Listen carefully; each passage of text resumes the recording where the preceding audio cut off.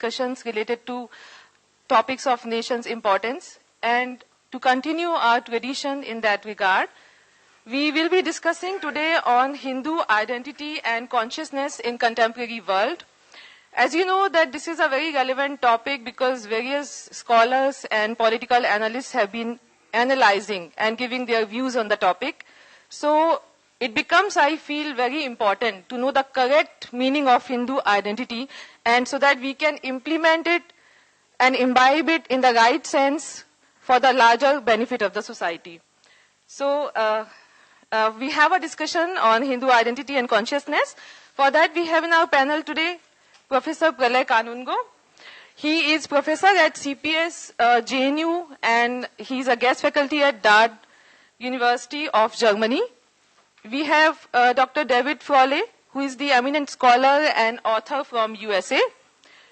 We have Dr. Ravi K. Mishra, who is going to chair the session. He is the Deputy Director of Nehru Memorial Museum and Library. And before that, I think we would be felicitating our eminent speakers. So I would like to call upon Dr. Tapasvi, yes, to felicitate Dr. David Frawley.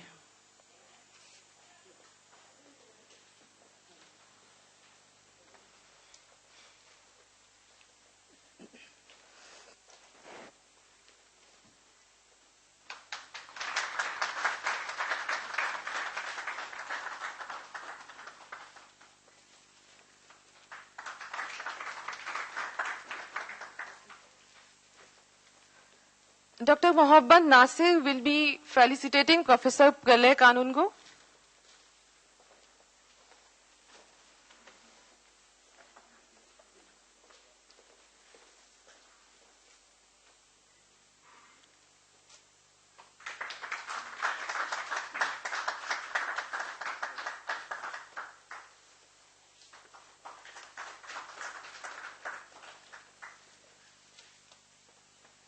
Dr. Seema Singh would be felicitating Dr. Ravi Kant Mishra.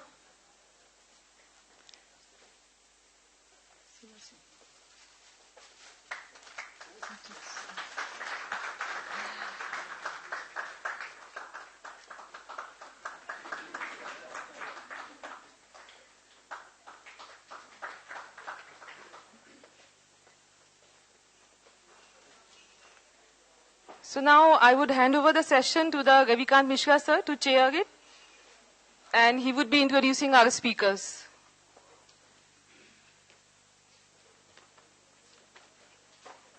I think the speakers have already been introduced by you, so we can go ahead with the discussion. The topic of this discussion today is Hindu identity and consciousness in the modern world.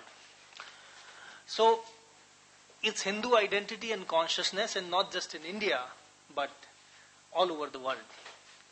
That makes it all the more important. To my mind, there are multiple forces in the contemporary world that are shaping Hindu consciousness and identity.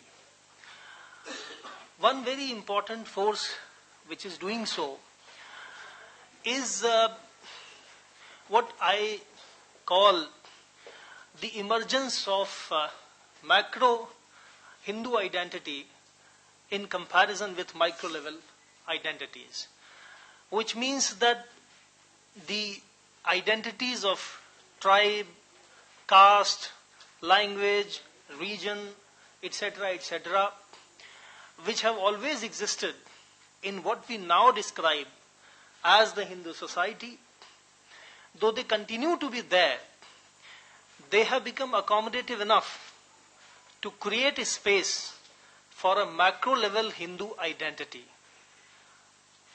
So the Hindu identity is becoming more and more important, not by eliminating or sidelining the micro identities that have always existed in this vast and diverse land, but by emerging as a supra identity. So you are many things at a time. You may belong to a region, you may belong to a village, you may belong to a particular caste or a tribe or anything else, But the supra-level Hindu identity is becoming more and more important. That is the trend that we can certainly observe in the last 20 years or so. It is a 21st century phenomenon and a very strong and important phenomenon. One thing related to this is what has been described by a political scientist as the emergence of subaltern Hindutva. Whereas Hindutva was earlier seen as something which was important only for the elite of the society, the social and economic elite, the upper classes, the upper castes, and so on. In the last 8 or 10 years, this has changed fundamentally, and now we see the emergence of a Hindutva which belongs to all classes and all sections of the Hindu society, and sometimes non-Hindus as well. And this is obviously accompanied by a lot of social and cultural changes in the nature of Hindutva. Because as different groups are joining Hindu consciousness and identity, they are becoming more and more conscious of their Hindu roots. Naturally, they are also bringing in their beliefs, their biases, their practices, etc. within the core of Hindu identity and consciousness. So this is a great transformative process in a way that is happening and which is bound to take the emerging Hindu consciousness in a different direction.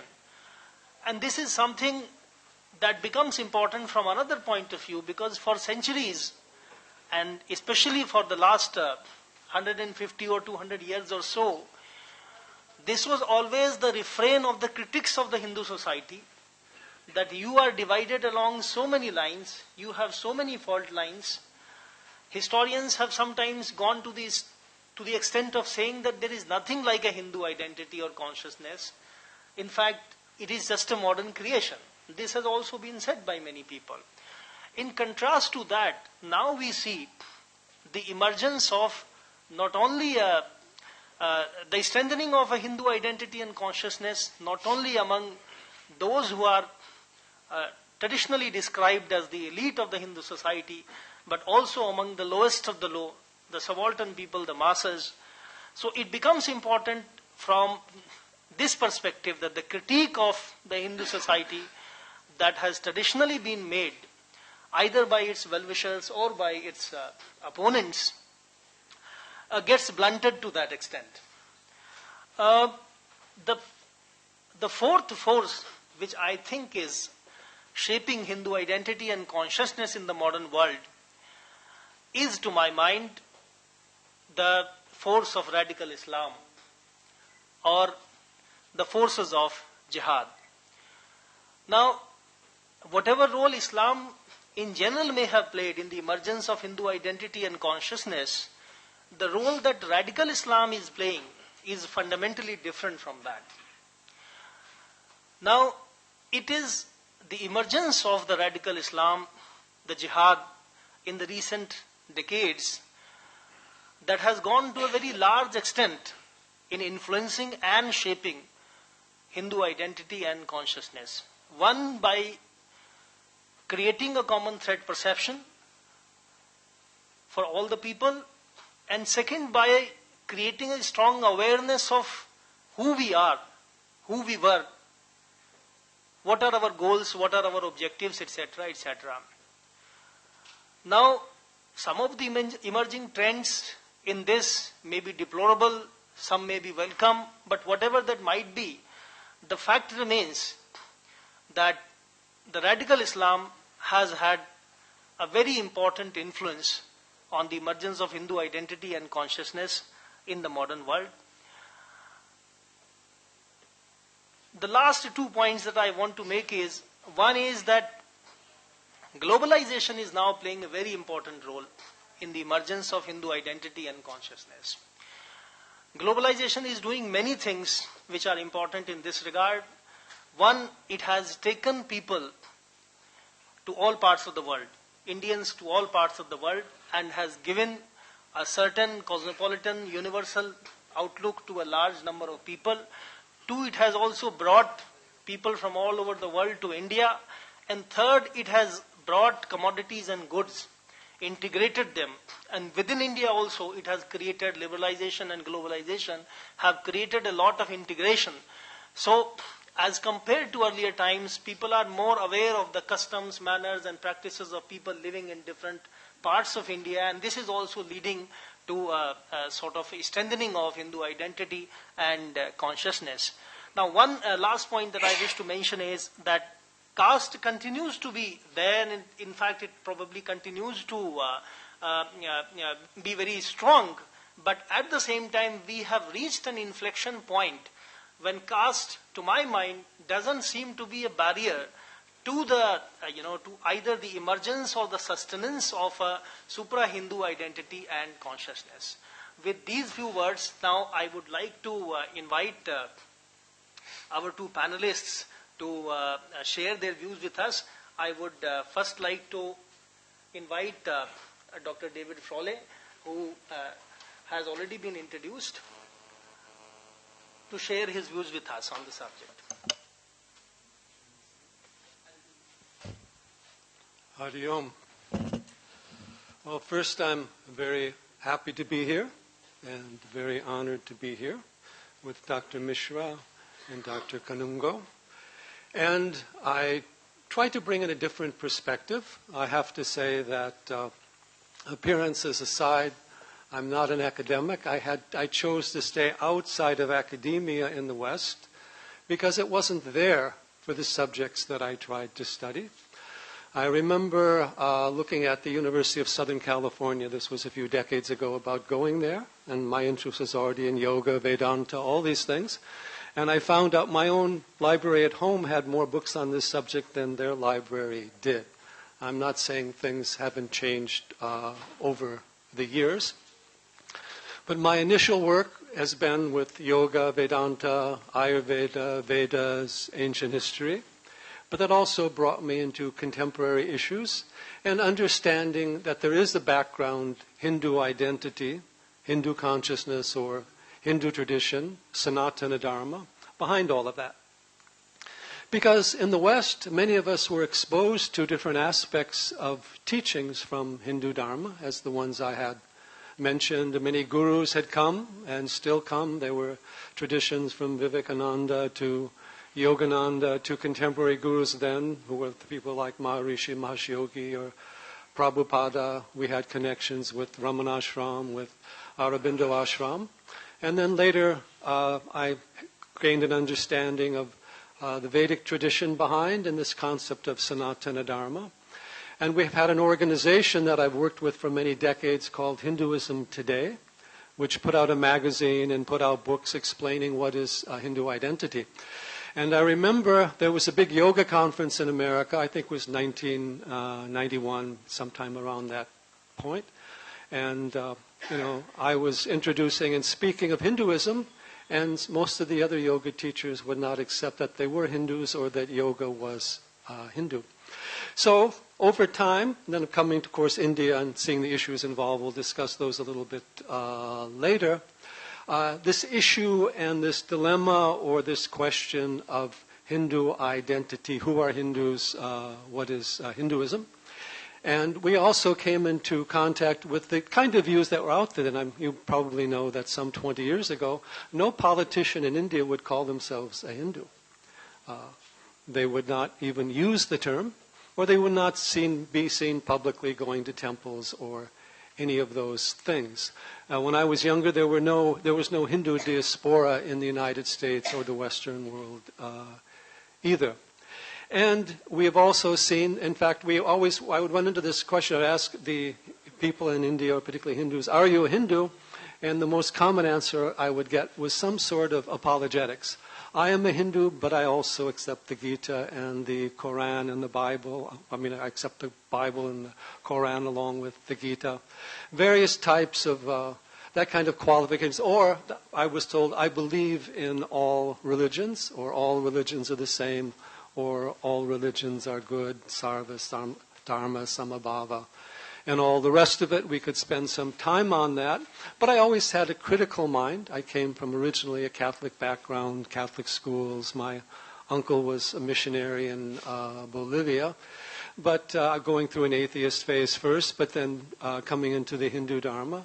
Very logical mind. And then I also remember what we called interfaith gatherings. But the fact is, the religions are as different as anything else, and we have to accept them as they are. And they are also mutually contradictory. Jesus cannot be the only Son of God, and Muhammad the last prophet, and all the rest of it, and all being true. You can't go to heaven or hell, and the law of karma also being true. So what is a general term of accepting that people have freedom of religion, which is certainly fine, but equating all religion certainly isn't there. And traveling throughout the world and discussing these issues, you talk to many Hindus who will say that all religions are one, or I accept Christianity or Islam or whatever, but you don't find members of the other religions saying that even today. In fact, they'll often quite blatantly state the opposite. I even remember some years ago criticizing this idea that all religions are the same. And a Hindu comes up and says, but you know, I said, they don't have karma. And they said, oh no, the Bible says, as you sow, so shall you reap. And the point is, you may believe that, but that's now how Christians interpret that. So I noticed that there was this apologetic idea, the apologetic presentation of the Hindu Dharma by Hindus and by Hindu gurus. Hindu gurus who came to the West often would also say that all religions are the same, or all religions are good. And in this context, we also have to remember that they were speaking at a time in which they were under threat. You know, even Vivekananda had many physical threats. Yogananda, there was an attempt to kill him, actually.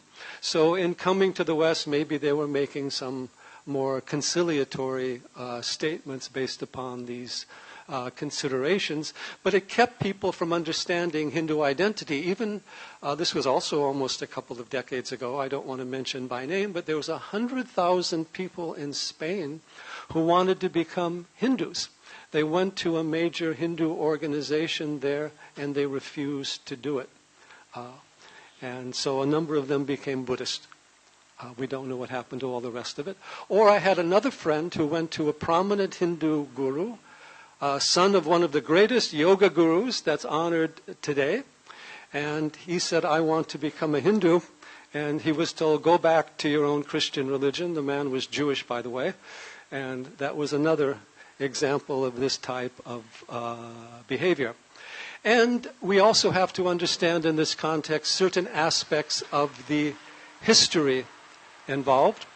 And India, under foreign rule, and particularly under Islamic rule, it was essentially certainly not accepted or honored, but often it was totally suppressed for a Hindu to practice their religion in public.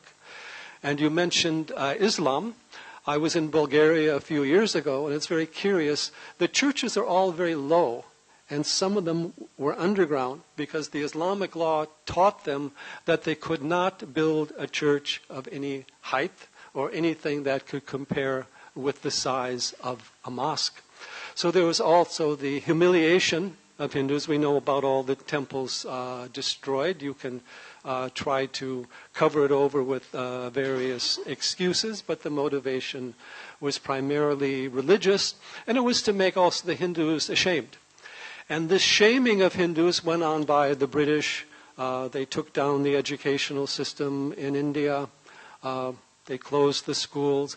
But they, while many philosophers, Voltaire, German philosophers, honored the sophistication of the Hindu and the Vedantic thought, the British wanted to put out the idea that India was sort of like the dark continent of Africa. It was caste and sati and superstition and idol worship, and of course they had destroyed the economy of the country, poverty and backwardness. So there was the shaming of Hindus that went on. And when we were young, learning about India, that's what we learned. We learned about poverty, superstition, backwardness, to the extent that India was covered at all. In fact, it was a very minor subject in the study of the American schools and educational institutes that we went to.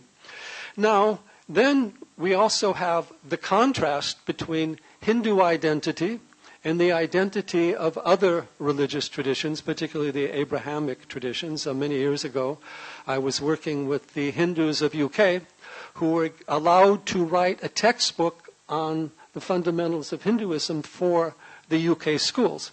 And they were given a format to follow. And the format said founder, book, people, history, etc. In other words, it was essentially copied after the Abrahamic model. And fortunately, the Hindus there said, this doesn't work for us. This doesn't apply to us, and we have to write our own model. We have many approaches to the divine. We don't have just one book. We're not simply a historical revelation. We don't believe in simple faith or salvation by proxy, any of that. But I've noticed there are many groups in India that have tried to kind of put themselves in this model. Yes, we are also monotheists. Yes, we also have a book. We have a very similar line. We are like you. A kind of Me Too movement, which also doesn't do very well. And this also then moves you in the direction of all religions being the same. I tell people this idea that all religions are the same is a halfway house to conversion. That is how it is observed, not as an understanding or defending of the tradition involved. And then understanding the nature, philosophy, background of Hindu Dharma. Hinduism is the oldest religious spiritual tradition in the world. It is the largest of the non-Abrahamic traditions. It is the largest of the Dharmic traditions. It has a pluralistic view. And one of the big problems is that we've used the Abrahamic terminology to understand the Hindu Dharma, even terms like theism, monotheism, faith, belief, salvation.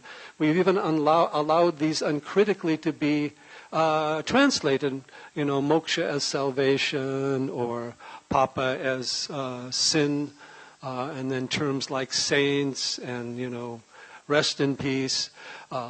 We've taken that kind of Abrahamic language, which doesn't work in the Indian context either. And even the term religion and religious studies in the West was again based upon the monotheistic model, ideas of polytheism or animism, etc., being also pushed into the Hindu tradition.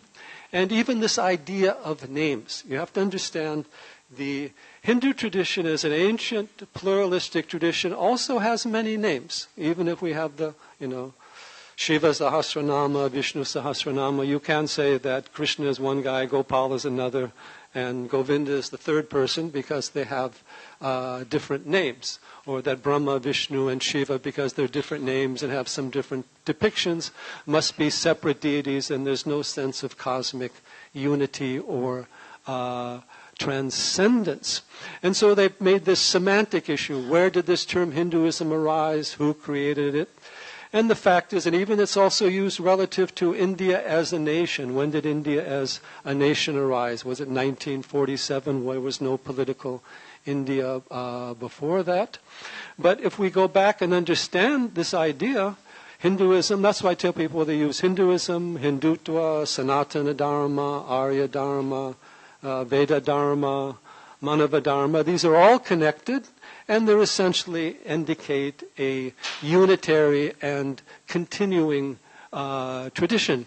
It is based upon the practices. It is not simply a name. And we have to understand what the name means and what the continuity is.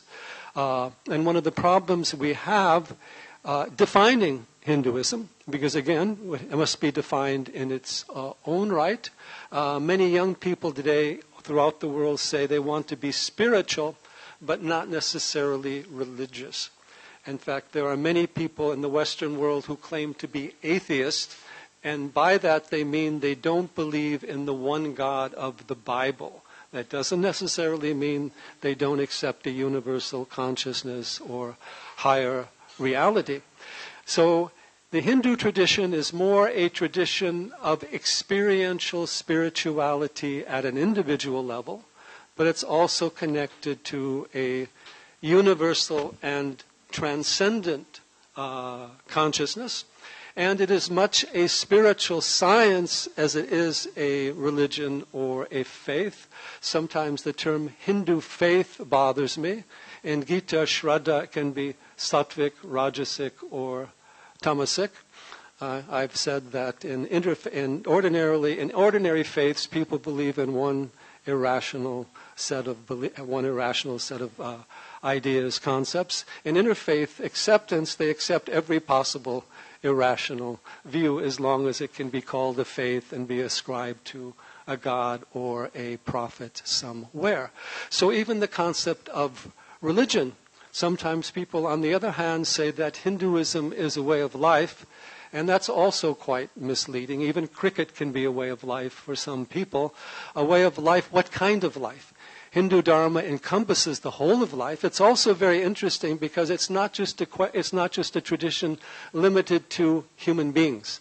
It accepts the jiva is there in all creatures, and it is aware of creatures of other lokas or other realms besides the earth.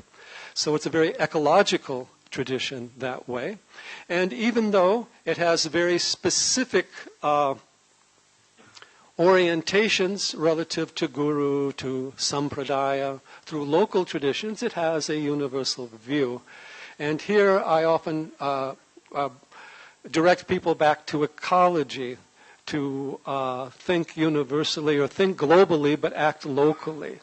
You have to take universal principles and apply them at a local level. Even in Ayurvedic medicine, we always have to go back to the doshas, the gunas of the individual, involve time, place, and person for treatment, even though it has a universal or broad-based view. And then we have the legal and the political implications of the Hindu Dharma. For example, some of the gurus coming to the United States and telling Hindus that you don't have a religion, you have a way of life, causes legal and political problems. The fact that Hinduism is accepted as a religion in the Western countries gives you the right of marriage, right of education, all these non-profit benefits, legal benefits that go away if you're just simply a way of life.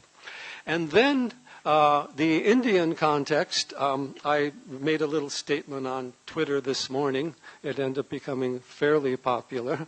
And the basic gist of it was that in India, a Hindu identity is generally, if you say you're a Hindu, or the idea of Hindu identity is regarded as communal or even majoritarian. Islamic and Christian identities are regarded as secular. And even the attempt to convert Hindus is secular. Now, if Hindus try to reconvert, that is considered to be communal. And we have this political view in India. You know, under the British and Islamic rule, Hindus were the majority, but they were not in political power. Now, when Hindus have become the majority, they're told that the minorities should have power. So in other words, the Hindus are not allowed to have power as the minority, and they're not allowed to have power as a majority. And then this whole idea of Hindu majoritarianism is also something that is just simply not defined, or even Hindu fundamentalism. Is it a Shaivite, a Vaishnava, Shakta fundamentalism? What is it? What is its one God? What is it conquering the world? What is its one book? What is its strategy? All these things. So in other words, the shadow of the other more aggressive religions is cast upon the Hindus when they just try to have their place or have their identity. We even see this in any type of situation where no one talks about Hindu human rights. And if Hindus are killed in terrorist attacks or riots, they don't count. I remember some years ago we had this, when the Staines was killed in India, a missionary. I think he and his son, 2 people. There was a newspaper that came out. I don't remember which of the major one it was, and it showed a whole mountain filled with crosses, as if hundreds of people had been killed. A great Swami had also been killed. They weren't given these positions.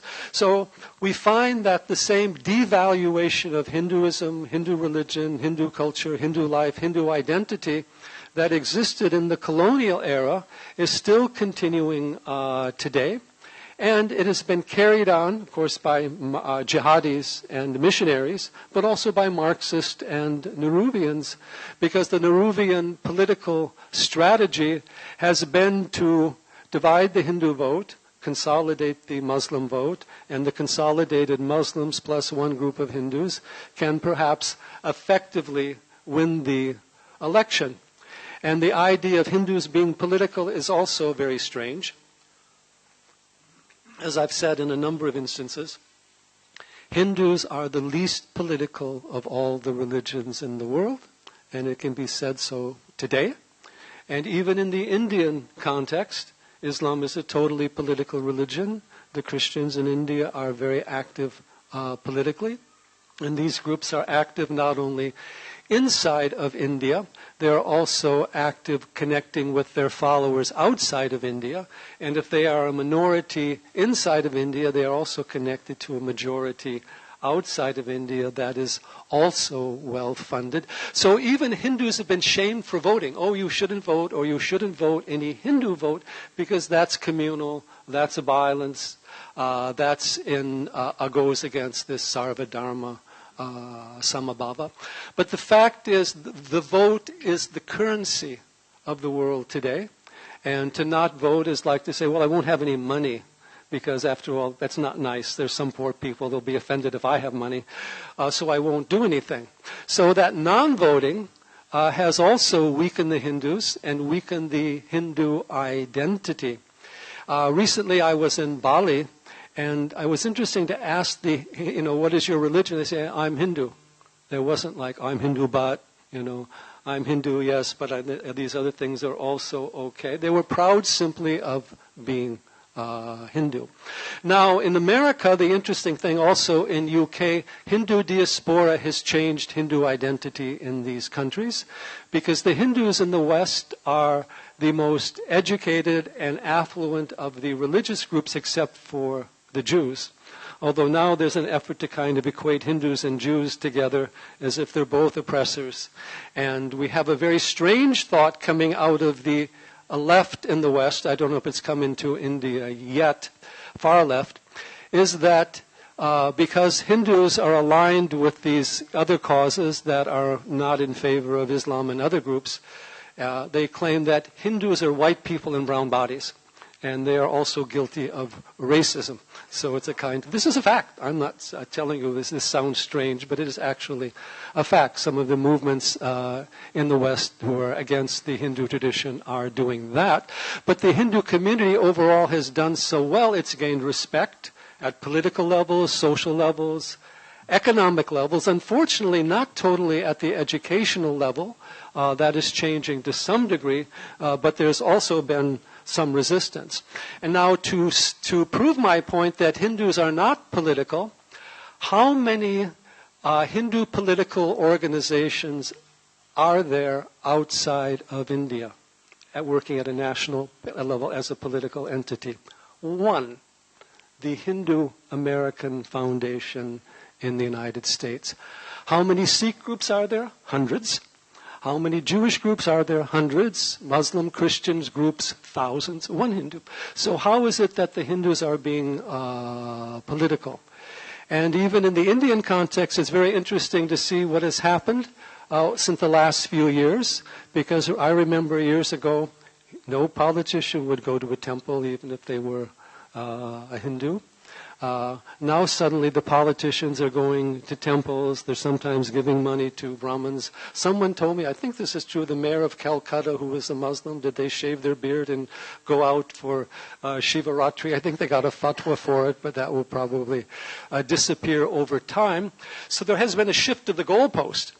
But the very people who claim to be the good Hindus against the bad Hindutva if you look back 10, 20 years, they were the people who say, no, I'm not a Hindu, I'm secular.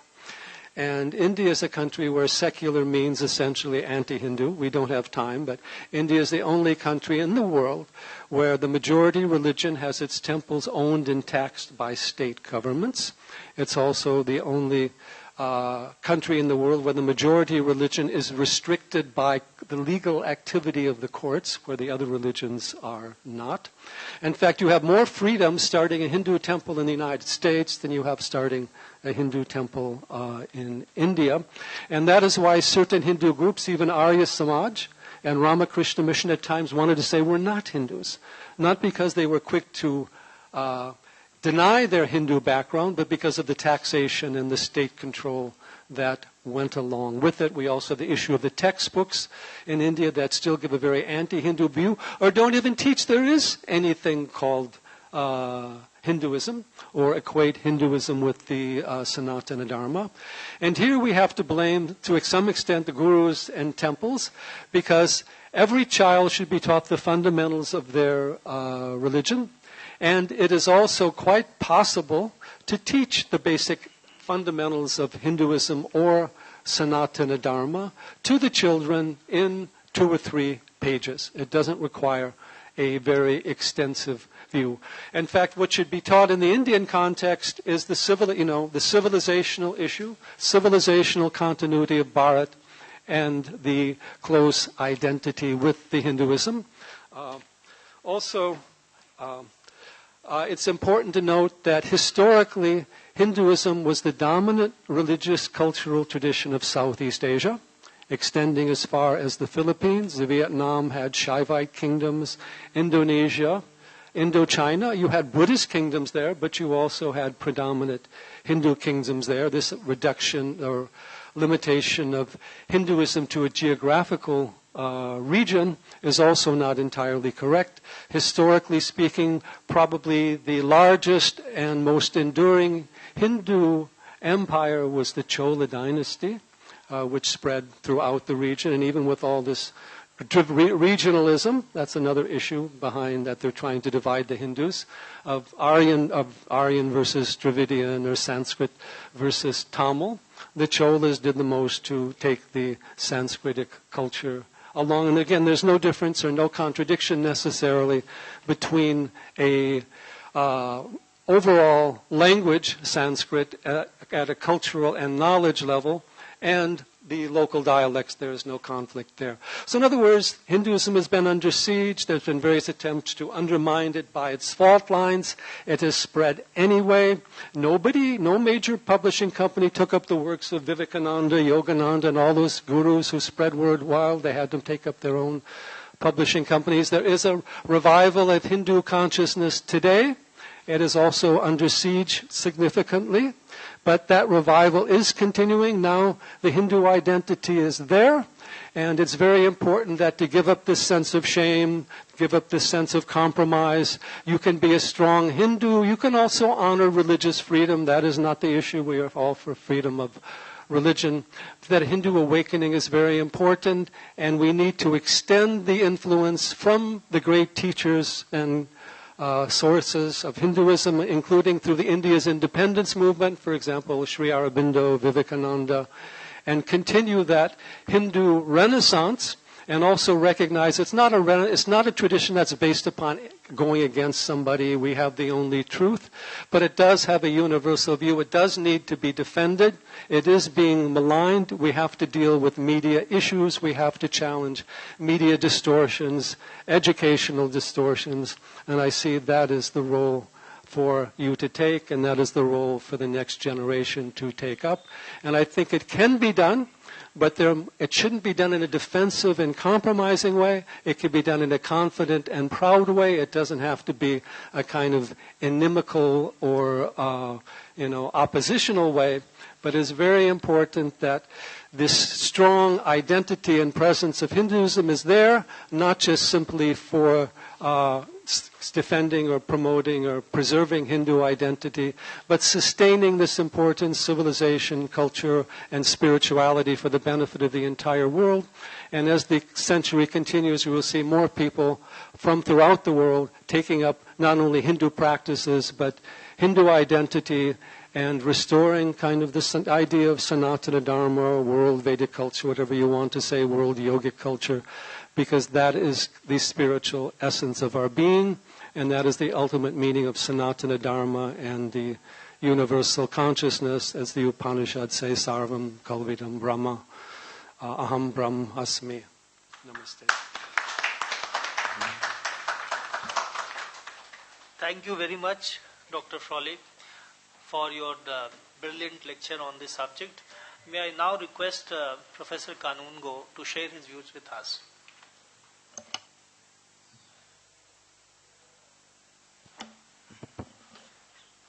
Thank you, the chairperson,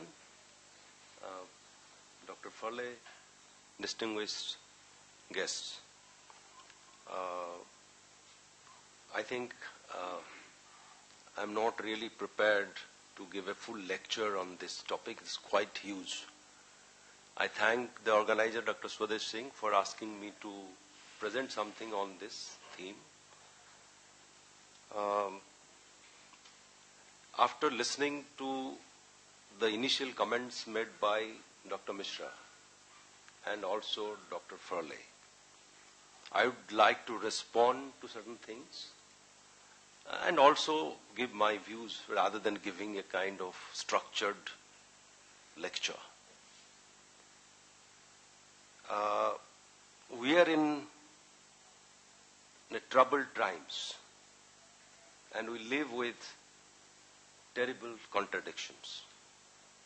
As initially pointed out, that globalization, just to give you an example, it has thrown off innumerable contradictions.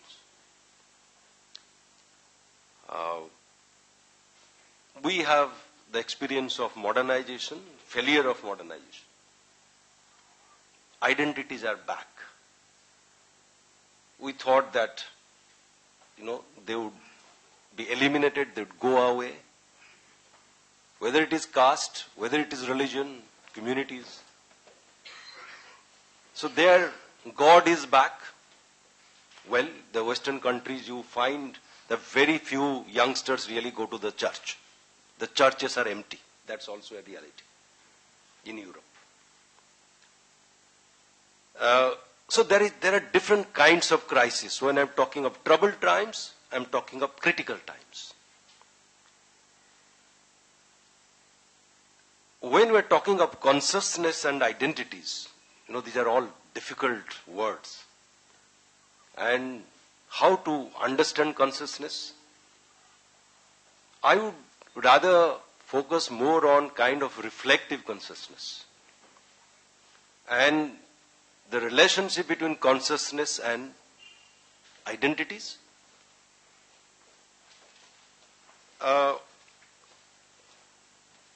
Again, very interesting points raised by Dr. Mishra. The relationship between microcosm and macrocosm, inner and outer. I don't have time to really explain, but this is deeply philosophical. Who are we? As a microcosm, what are we? The tiniest creature, dependent on sun. The sun is one of the stars in the galaxies. But, we have our own arrogance.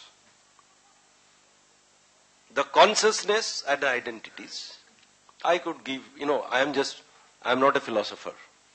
I'm a teacher who teaches political science. So my understanding may not be really at par with Dr. Frawley's understanding, who has been, doing this for decades. But when I try to connect this consciousness, say for instance, going back to the very emergence origin of Om. Om is a sound. Is it an ordinary sound? Or it is also, it symbolizes consciousness. But the very consciousness becomes an identity, that Omkara becomes a trident, or we display Om in our t-shirts. So, the relationship between consciousness and identity, the shift, the transformation of consciousness to identity. So, what kind of consciousness we recognize, and how to really, what kind of identity would, emerge or be constructed.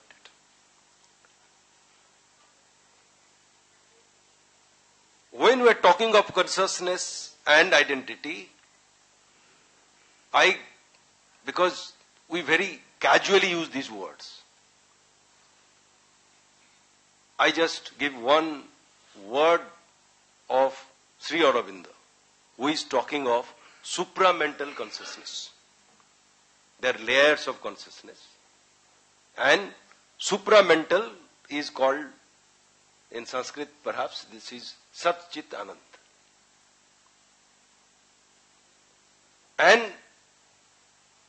But Aurobindo is, while discovering this, and his revolutionary days, pre-Pondicherry days, and Pondicherry days, there's a difference. And his experience in Alipur jail, he is describing that how actually Vivekananda is an inspiration. How Vivekananda is in fact, coming in a way, and Vivekananda's ideas actually propelling him to construct this whole idea of supramental consciousness. I'll not get into these debates. I don't want to, bore you with this. I'll come to hard politics later. But it's very important that because I would respond, as I said, that, as Dr. Frawley is suggesting very clearly that all religions are the same, is not really true. But Rama Krishna, Vivekananda's guru, is trying to experience this experiential dimension of Hinduism is very, very important. So he is trying to experience. So he is talking of Jesus, he is talking of Muhammad, and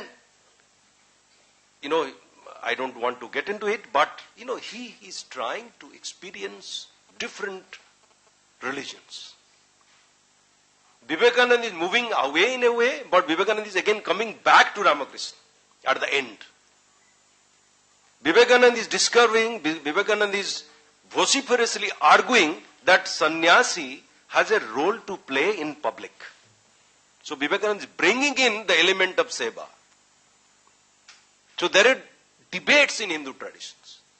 We cannot accept any kind of, something as a kind of revelation. That's the difference between Hinduism and other religions. So we have to understand, read, critique, and develop our own ideas. That is the way I think Hinduism has progressed, survived, evolved. Hinduism is an evolution. There is no finality. That's my view. If you reaches that finality, then you become another religion like Islam or Christianity.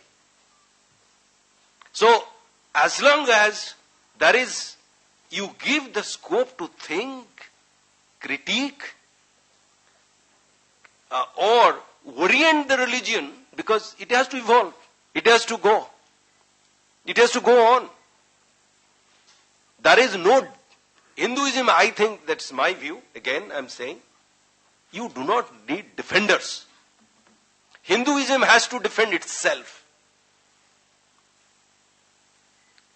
And I think Hinduism has defended itself well. We may or may not agree with the mode of defense. So this is another phase of Hinduism And when we are talking of this identity, there have been enough mention. 1920 and 2020, 100 years.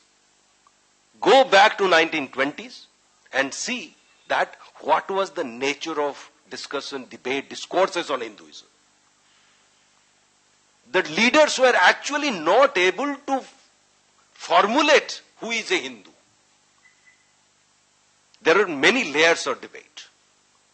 Somebody saying that who, Arya Samaj would say, those who worship Vedas are Hindus. People will say no. Some would come out that, the Hindus cremate the dead bodies. Then there is a difference because sannyasis are never cremated, they are buried. Worship cows, again there is a difference. So there is no unanimity. Because Hinduism is really plural and diverse and there are different experiences, life worlds. So within Hindu life world, there are multiple life worlds. And which life world is supreme? Which life world would really overpower the rest? There is no unanimity, there is no acceptance, there is no consent, there is no agreement. Finally, Savarkar comes up with a definition which is not really religious definition, it's a political definition. So what we are talking is actually of a political Hindu. So political Hinduism is different from maybe part of the larger Hinduism, but political Hinduism has its own trajectory, own growth. So if people are reluctant to define themselves as Hindus, people are not really finding, today they are saying this is actually the development or evolution of political Hinduism in 100 years. And the Hinduism as part, so the people who are not pronouncing, not loud, they are silent, they kept Hinduism with them. I deviate a bit to come to Diaspora because there is a reference of Bali. I go back to 19th century indentured labor. After the abolition of slavery, British colonialism required labor. So they created another system of slavery, which is called indentured labor.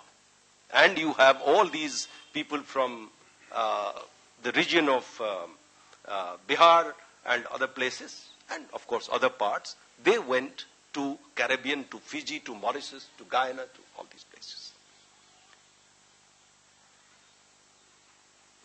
What was their what did they carry from here? They didn't carry anything. They were loaded in ships, like cattle. Many died. And they went, the poor people, they went. They carried the oral Ramcharitmanas. Ram was their solace. Ram was their God. And they, when they come back from hard work, this terrible work, one should read the works, the new system of slavery and other many works are there. So they come back at night and they will pray or whatever, they will have the bhajan of Ram and so on. Because Ram symbolized, because Ram, in this hard diasporic life, working class life, Ram was ideal. There was no family and they thought that, Ram was the obedient son. Ram followed his father, went to Vanavas. And Ram would return. So they always thought they would come back. They would go back. But that never happened. So they kept Ram alive. And today, when in the Netherlands I go and see that Surinamis who have come, about 200,000 Surinamis now settled in the Netherlands. So they always, I was traveling with the bus with them and other places. So they say Ram Ram. Here people don't say now, but they say. So they have kept it alive. So diasporic religion, nobody actually know. There was no leader. There was no kind of, people are doing it. They were doing themselves. Then Arya Samaj is going to Fiji, other places, siding with them. Rama Krishna mission is going and so on. So that, then of course the other organization, the Sangh Parivar is going and so on. That's the move. Okay, 2 minutes. Okay, I'll wind up. Okay. I'm just hitting up. Okay. Okay. No, I'll stop. No. Okay. So, because I have not. Okay, so the diasporic, I say that in the American context, I think very interesting because I want to engage a bit also with Dr. Froning.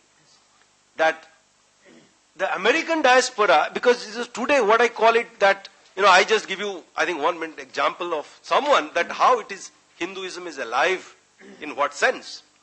I was traveling by a bus on a Diwali night in a public bus in the Netherlands, and the driver told me, Namaste. So, I just, I thought that he's actually Surinamese, and I said Namaste. He said, you please stand here. Nobody says like that there. So I was going, so he said, Aap kahan se hai, something like that. I said, I'm from here. Then he said, my grandfather migrated.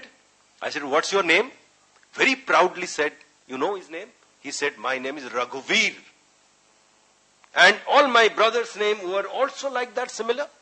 And he knows Hindi. I just got shut. He had all the CD of Hindi songs. He sang for me. And he said, I had never been to India. But that is the land, that is the dreamland. When the American Hindus, when the Hindus went to the United States, they didn't have a temple. They started in garage. But in Southern California, sir, in a place called Atasia, the Hindus have purchased now the whole, establishment, the Portuguese churches. And there are so many temples.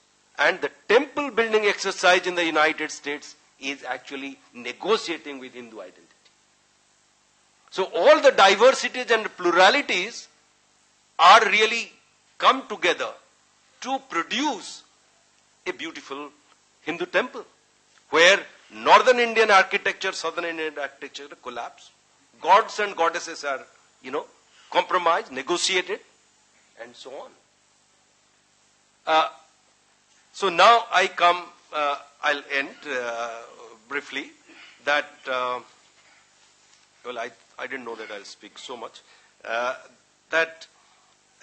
So the question is that what kind of identity in the present context we are looking for. I would say that I would not be, again I believe that no one has the monopoly over the Hindu identity and should not have. If we really want the Hindu identity to flourish, let all streams move freely. And then, the real one will emerge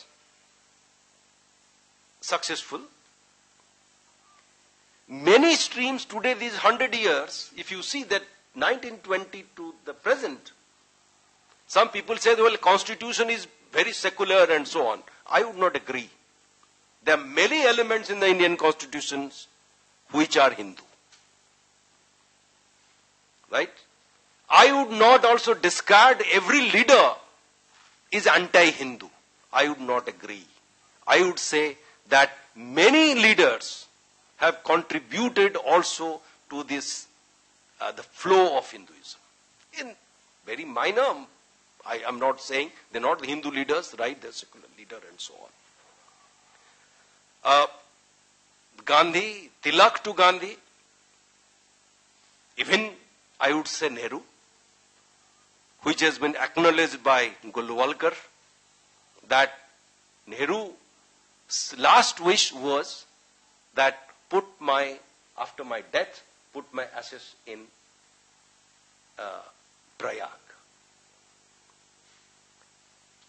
Indira Gandhi to Rajiv Gandhi, I should not name, but I'm saying that, actually that many leaders, many groups have, so Hinduism as a kind of entity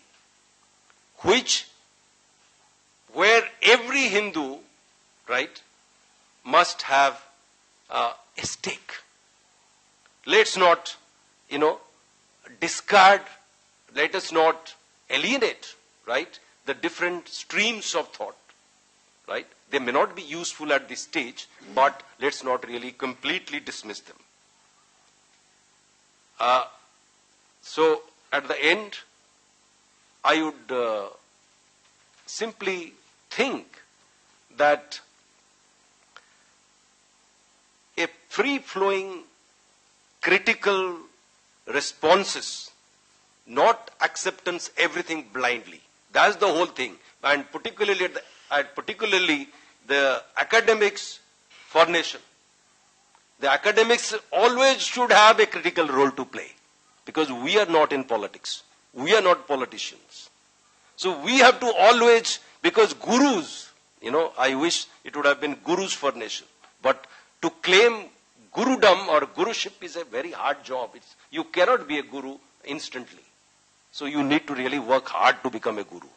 So the whole idea is that if we can read, reflect critically, and give our views freely within the understanding of consciousness, Hindu consciousness, I think that would be the greatest contribution of this organization called Academics for Nation. Thank you so much. Thank you very much, Professor Kanungo. You have raised many important issues and problems regarding the consciousness and identity of the Hindus in the modern world. At the very beginning, you talked about how there has been a failure of modernity, because of which re-emergence of identities has taken place. I would like to sum it that there was actually never any chance of identities dying out at all. It was a dream seen by some people. One of them, of course, as we all know, was Francis Fukuyama, who wrote The End of History and The Birth of the Last Man. And then there were other people later on who thought that now that the Cold War has been won and communism has been defeated, somehow there will be a triumph of what they described as the classical modernity everywhere. But around the same time, another very important political thinker was writing something which was the very opposite of it. That was Samuel Huntington. And Huntington was a respected scholar in 1960s and 70s. So not a new guy on the scene.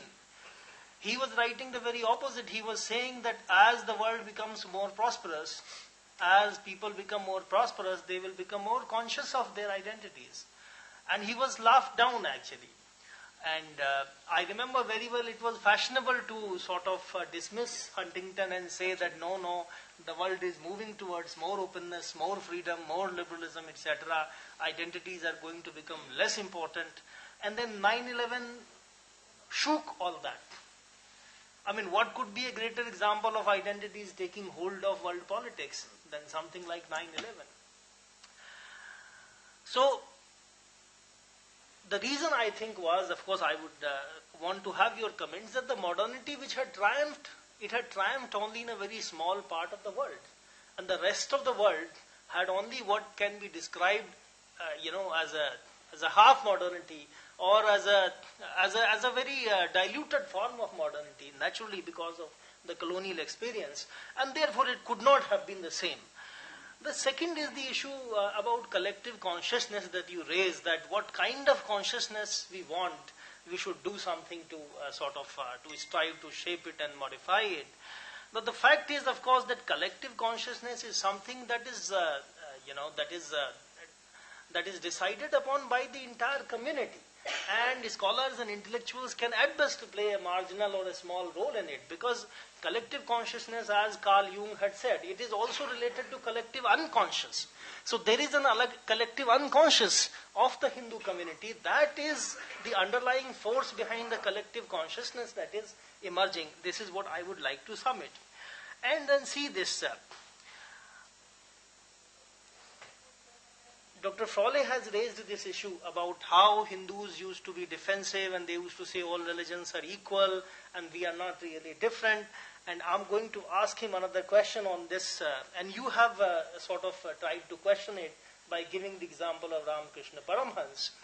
Now the point is that there is no doubt that this belief that all religions are equal and all religions are true has been there.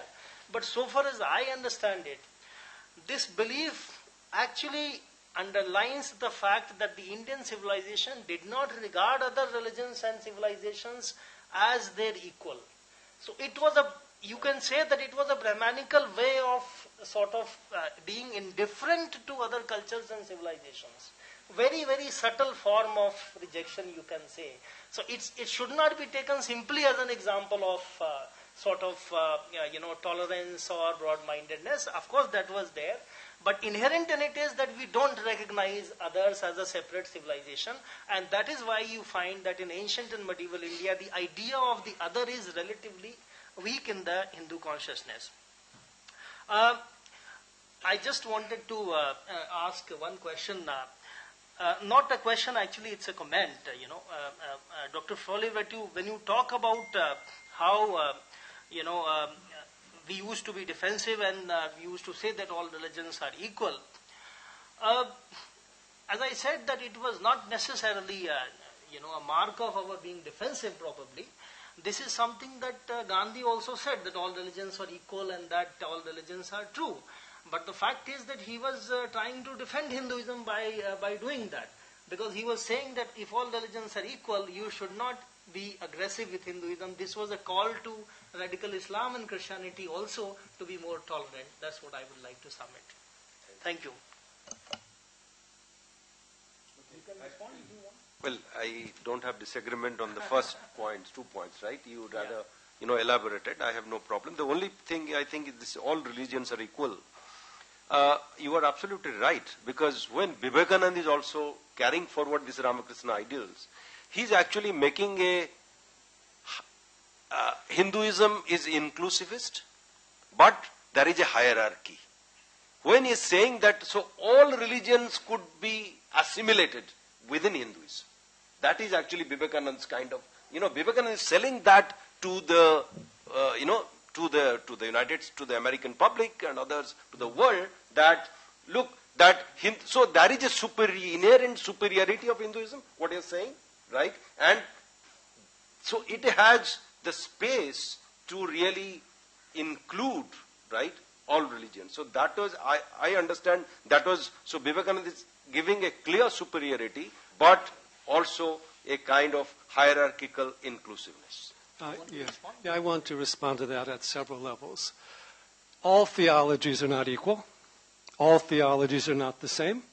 And theologies have very specific results. And they also change human behavior in a very significant way. Hindu Dharma is based on viveka and vichara. And we need as much viveka in examining spiritual and religious teachings as we do in any other aspects of life. You don't say all food is the same, all medicine is the same, all jobs are the same, all potential marriage partners are the same. I think what was meant originally, when Vivekananda was speaking, India was not even free. Hinduism wasn't even accepted as having any value at all. And I think part of that meaning was to say that all religions are the same or all religions are true, is that we also have a place. Now, if you also read Vivekananda, when he spoke about religion and samadhi, he said that untrained people can fall into samadhi and have a strong religious effect, but also cause a lot of confusion, problems, and violence in the world. And he used as the example Muhammad. So we have to look at everything that is said. We have the tradition of Adi Shankar. We have the tradition of Sri Aurobindo. Viveka must be there. We have to have freedom of religion, certainly, different points of view. But we also have to recognize you can't say all science is one. All scientific theories are correct. That's not going to take you anywhere. But at the same time, we should respect freedom of religion. If people want to believe one way or another, that is their particular choice. But at the same time, we don't tell our children that it doesn't matter what temple or mosque you go to, who you follow, what you believe, because then they lose the viveka. So the viveka has to come back. Let's be open and inclusive. We accept the truth. We also realize truth is also, as you say, it's a matter of evolution. It's also a matter, even language is changing over time. Logic is changing over time. It has to be renewed. That's why in Hindu Dharma, the living teacher is more important than the old book. And the teachings always have to be adjusted relative to time, place, and circumstance. But there is a Hindu identity. If there's not, then you can follow whatever you want. But if you don't accept the Hindu identity as having value, your children won't accept it either. And that identity doesn't have to be exclusive or negative or violent, but it does have to have viveka and vichara in it, and it has to draw questions. You have to be able to question other religions, why you believe this, is it true, is it not true? And if they are trying to convert you, you have to question them back. It's not you have to be silent involved. And I also think as words change, I think they all meant not all religions are true, but all religions have their place or they have some validity. But we can't mindlessly equate all religions any more than all scientific theories. Thank you very much. We are now open to questions and brief comments. Yes.